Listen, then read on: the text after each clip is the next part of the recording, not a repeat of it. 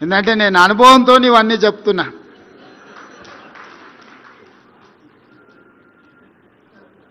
అందుకే ఈరోజు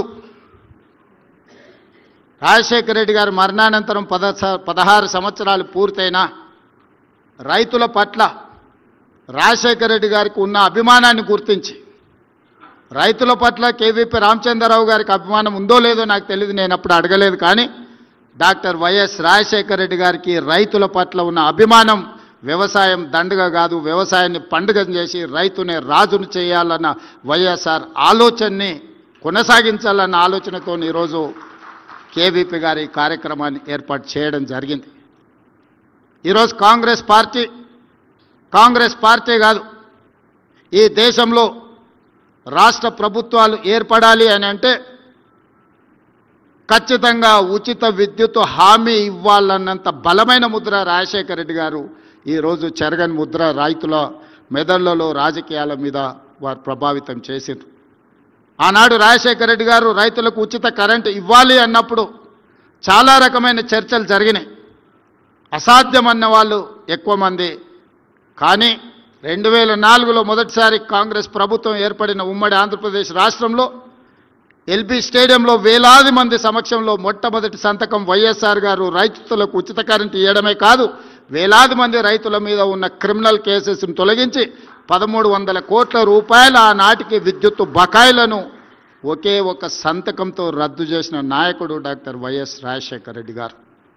అదే కాదు, రైతులకు సంబంధించిన రుణమాఫీ కేంద్ర ప్రభుత్వం శ్రీమతి సోనియా గాంధీ, మన్మోహన్ సింగ్ గారు చేసినప్పుడు కొంతమంది రైతులకు ఆ లబ్ధి జరగకపోతే వారు ఆలోచన చేసి ప్రతి రైతు కుటుంబానికి 5,000 రూపాయలు ఖచ్చితంగా ఇవ్వాలి అని దాదాపుగా 10,000 కోట్ల రూపాయలు మళ్ళీ 2008-9 సంవత్సరంలో వైఎస్ రాజశేఖర రెడ్డి గారు రైతాంగ కుటుంబాలను ఆదుకునే ప్రయత్నం చేసిండ్రు. వారు ఆదుకున్నారు. అదేవిధంగా రైతుల సమస్యలు ఎప్పుడొచ్చినా రైతులకే కాదు, ఎన్టీ రామారావు గారు ప్రారంభించిన 2 రూపాయల కిలో బియ్యం పథకాన్ని మళ్ళీ డాక్టర్ వైఎస్ రాజశేఖర రెడ్డి గారు 1 రూపాయికే కిలో బియ్యం ఇవ్వాలని నాకు తెలిసినంత వరకు జడ్చర్లలో డాక్టర్ మల్లురవి గారు, బట్టి విక్రమార్క గారి సమక్షంలో రాజశేఖర రెడ్డి గారు మళ్ళీ 1 రూపాయి కిలో బియ్యం పథకాన్ని రెండోసారి 1 రూపాయి తగ్గించి పేదలకు పట్టడి అన్నం పెట్టాలని ఆలోచన చేసిండు. అదేవిధంగా ఈరోజు ఏ రాష్ట్రంలో ఎవరైనా రైతులకు ఉచిత కరెంట్ ఇవ్వాలన్న ఆలోచన చేస్తే వైఎస్ఆర్ గారిని గుర్తు చేసుకునేంత బలమైన ముద్రను రాజశేఖర రెడ్డి గారు ఈరోజు అందరి గుండెల్లో రైతుల ఆలోచనలో పదిలంగా చేసుకున్నారు. ఫీజు రియంబర్స్మెంట్ కావచ్చు, రాజీవ్ ఆరోగ్యశ్రీ కావచ్చు, ఇలాంటి సంక్షేమ పథకాలను ముఖ్యమంత్రులు మారినా, పార్టీలు అధికారంలో మారినా పథకాలను తొలగించలేనంత బలమైన ముద్ర వైఎస్ఆర్ గారు వేయడం జరిగింది.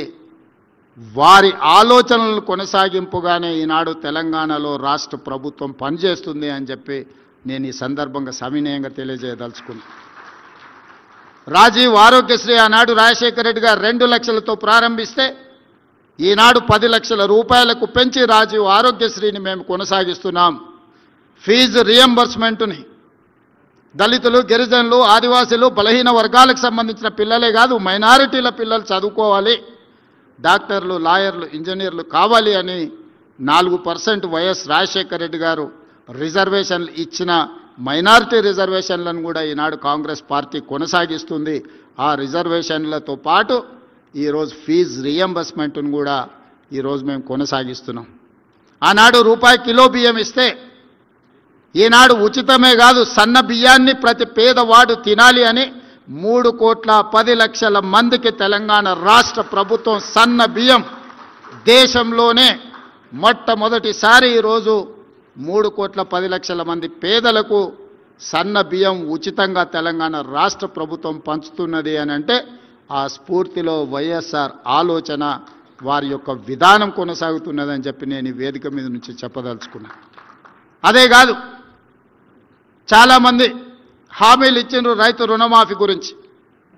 అమలులో ఏం జరిగిందో నేను చెప్పాల్సిన అవసరం లేదు.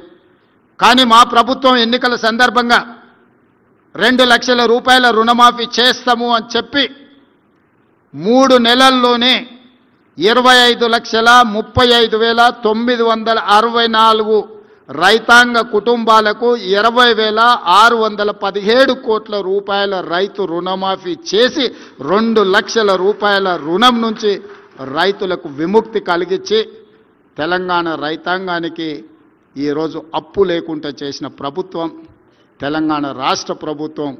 రైతులను ఆదుకోవడంలో వైఎస్ఆర్ గారి ముద్ర కొనసాగుతున్నది అని చెప్పి నేను చెప్పదలుచుకున్నా.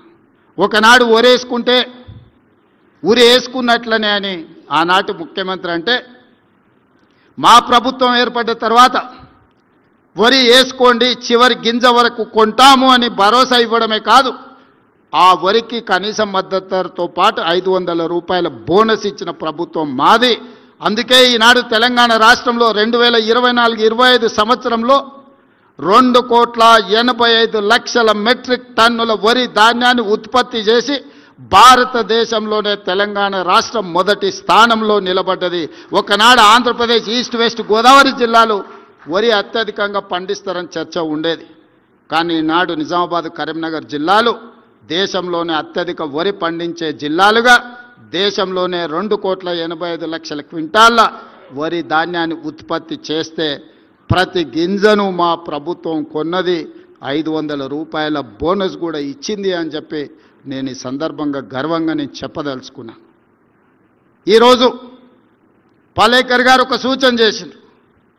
రైతులు సమస్యను ఎదుర్కొంటున్న యూరియా సమస్య తీవ్రంగా ఉండి కేంద్ర ప్రభుత్వం తెలంగాణకు అందించాల్సినంత సహకారం అందించకపోవడం వల్ల, రైతులకు అందుబాటులో ఉండాల్సిన యూరియా అందుబాటులో లేకపోవడం వల్ల రైతులు పడుతున్న ఇబ్బందిని చూస్తే ఈరోజు సుభాష్ పాలేకర్ గారు ఏదైతే సూచన చేస్తున్నారో సేంద్రియ వ్యవసాయమే రైతులకు రక్షణ, ప్రతి గ్రామం నుంచి 4,24,00,000 రూపాయలు పేదల ధనం తరలిపోతుందని ఏదైతే చెబుతుండ్రో ఆ 4,24,00,000 రూపాయలను తరలిపోకుండా చూడాలి గ్రామాల నుంచి అని అంటే సేంద్రియ వ్యవసాయం మనం చేపట్టాలి. దానికి సంబంధించిన ప్రణాళికను తెలంగాణ రాష్ట్ర ప్రభుత్వం ఖచ్చితంగా రచిస్తుంది.